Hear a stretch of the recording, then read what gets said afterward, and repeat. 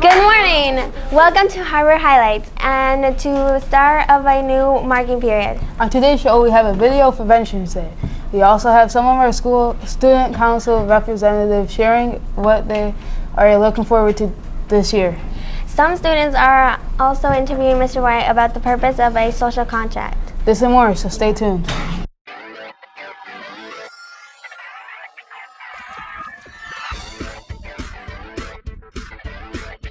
Good morning, Harbor Lights. I'm Jonte.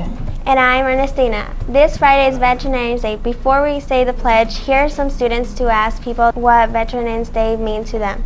Today we have a very special interview with the veteran, aka Mr. Bumstead. When and where did you serve? I served from 1993 to 1996, so I am a young guy in my prime. I served a year and a half in Texas and a year and a half in Korea. What does Veterans Day mean to you?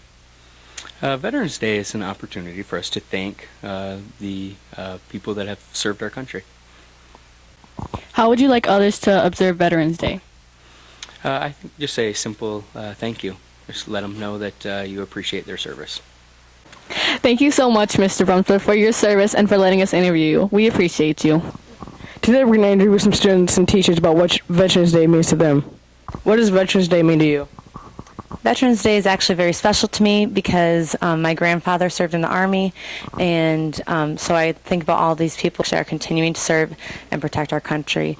I have a lot of respect for them, and so that day is a day of remembrance and also supporting those who right now are currently serving. Veterans Day means to me is a day to celebrate the people who fought for us.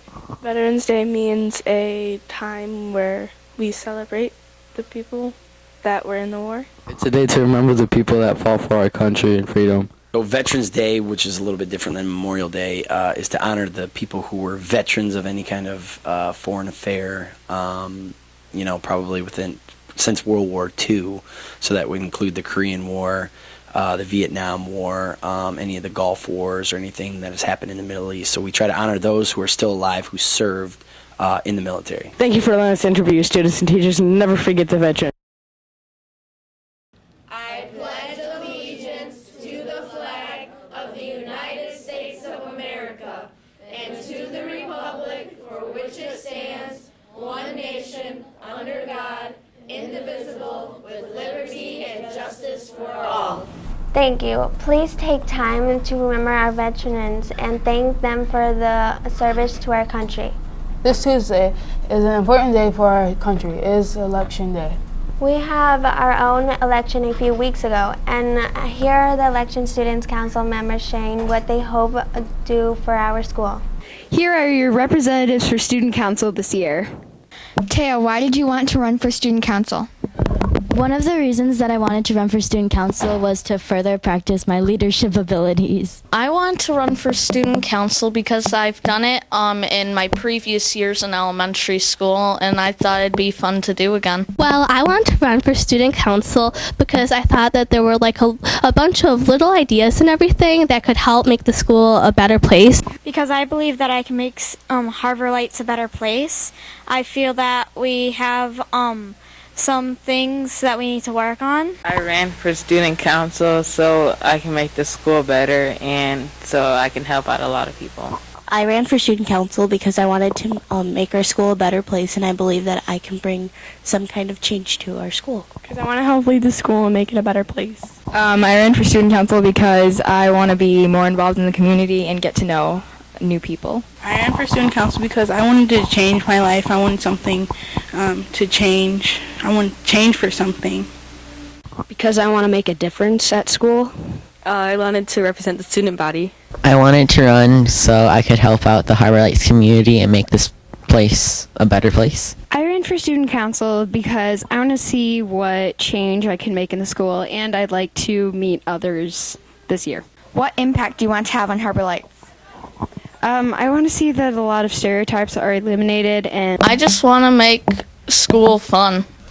I want to see more attention focused to academics and like music. I want to have a good impact by bringing good ideas to school.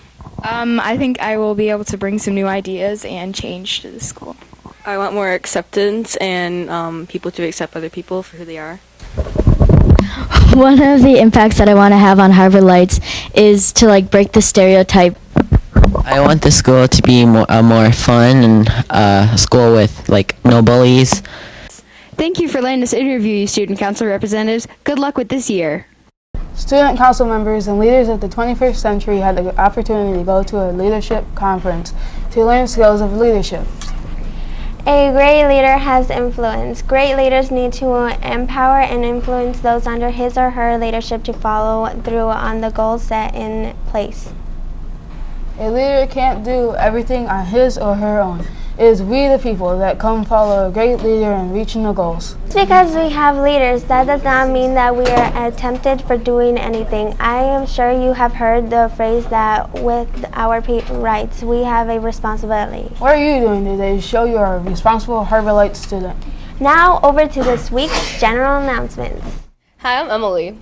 And my name is Noah. Lunch vessels this week are Monday, creamy macaroni and cheese. Tuesday, chicken bacon grinder. Wednesday, you can snag yourself a chicken corn dog. Thursday, skip to lunch and treat yourself to a chicken and cheese quesadilla. And Friday is yummy creamy Alfredo pasta with chicken and garlic twisted breadstick. Just another reminder that this week's November 9 at the North High School and November 10 in the Harbor Lights cafeteria are new members' ski club meeting. If you remember last year, pick up a form in the Student Center. Just make sure to turn in forms by Friday, November 18th for your discount card. You have one more weekend to check out the high school's performance of Crazy for You. Don't miss it. After-school tutoring is available Monday through Thursday in the 8th grade computer lab from 2:45 to 3:30. For all students, you do need your own ride home. We have some pretty techie 8th graders for Genius Hour. We've had 8th graders creating blogs and websites. This week's tech tip is to tell you about an easy site to create your own blog called Blogger. What is a blog, you ask? We're here to tell you. A blog is a regular updated website typically run by an individual or group, usually around a particular theme. It is basically like an online journal. You can set your blog to private, password protected, or public. Just a reminder that anything you publish online is a part of your digital footprint and you want to keep that something you are proud of. The setup of Blogger is easy. It basically looks like a Google Doc, but it is online and a great way to share and publish your work. Here's a student example by Lily Bartels for her biology class. You are able to set up sections where students can respond to your posts. In all of your classes, you have made a social contract. This isn't something that you make once and are done with. This is a daily pledge that every day we will start fresh, doing our best to follow the expectations to be responsible, respectful, and give our best quality effort. The contract is not just for students, but teachers as well. And here is Mr. White to explain why we have these contracts. In every class, you have created a social contract. Let's talk to Mr. White about the importance of a social contract. What is a social contract? A social contract is an agreement between teachers and students, and it focuses on how the people in that class agree to behave. And so what we focus on in this building are the building expectations: respect, responsibility, and quality effort. And each class decides what does it mean, what is the expectation for what that means in my class. So what does it mean to be respectful? What does it mean to be responsible? And what does it mean to put forth quality effort? How should teachers use this social contract? Well, I think it's really important that if students in the class aren't following the expectations, that there is a discussion with that student and sometimes with the whole class about what it is on the social contract that they're not following, and then how that student or the class can improve to make sure that they are following it. I think it's also important. I know when I was teaching, there were times where I might have done something that wasn't following the social contract because I felt like the social contract was for me too. And it was an opportunity for me to be honest with the class and say, I'm sorry, I didn't, and I would state what it is I didn't do that was following the social contract, and we'd have a discussion about that too.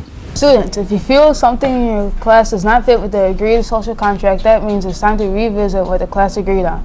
If all students and teachers are following the contract, that is going to make it best learning environment for all students. Students and chances are you may have more fun too, since the teachers don't have to need to give so many reminders. Hint, hint. We finished the first week of games. Let's send it over to sports to see how things are going. Hi, I'm Dominic. And I'm Haley. We'll start with boys basketball. The black team has a game Tuesday and Thursday. Both are away. The white team is home for both of their games. Tuesday against Lakeshore Middle and Thursday against Baldwin. Girls Umandive have a meet just on Thursday this week at Grand Haven High School. Good luck, Panthers. Go, whoa. Back to the anchors. For that sports report. Last week ended the first marking period. Grades will be posted this week on Infinite Campus. Just a reminder, if you and a parent has not completed the form for Chromebooks, do that ASAP. Also, if you need a replacement ID, turn in money to Miss Rodriguez. You need your ID card so they can scan it for your Chromebook. Thanks so much for watching our show. Check us out on SchoolTube or like our Facebook page, Harbor Highlights, for links to our shows. Have a great week. Bye. Bye.